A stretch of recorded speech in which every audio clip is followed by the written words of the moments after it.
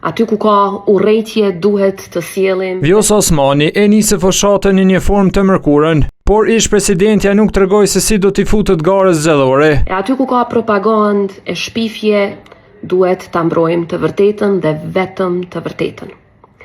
Juftoj që të bashkoheni në këtë mision, sepse rrugët që mbyllen nga padrejtësitë gjithmonë hapen nga populli. Osmani e shpërndau video në rrjetet sociale, një ditë pas shpërndarjes së kuvendit. Në krahor mbante semin e presidencës, ndërkaq në sfond dukej fotografia e ish-presidentit Ibrahim Rugova. Pikërisht partia që dikur udhëhiqej nga Rugova, Lidhja Demokratike, ka lënë të nënkuptohet se mirëpret kthimin e saj.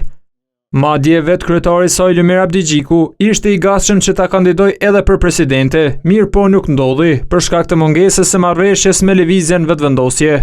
Ne Vjosë nuk e shohim si quorum për presidentin e tyre që tashmë i kishte votat e tyre.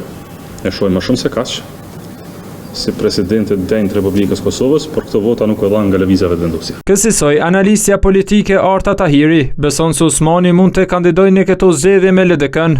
Ajo vetmja që ka ngelur është në fakt nëse kryekëputë të kthehet do të thotë në Lidhjen Demokratike të Kosovës dhe të vazhdojë rrugtimin e saj politik në një garë politike. Por për analistin tjetër politik Albinot Maloku, raporti ndërmjet LDK-s dhe Osmanit mbetet i ndërlikuar. Lidhja Demokratike e Kosovës i dha më shumë se ç'duhet pesh Vjosa Osmani Sadriut, e cila në këtë periudhë kohore nuk është se pat ndonjë qendrim, përkundrazi ishte në kërkim të rrethonave për të shprehur metodë dhe mënyre strategjisë së saj që në vazhdimsi e ka në historikun e vendimit politike të saj. Vjosa Osmani e përfundoi mandatin si presidente me 4 prill.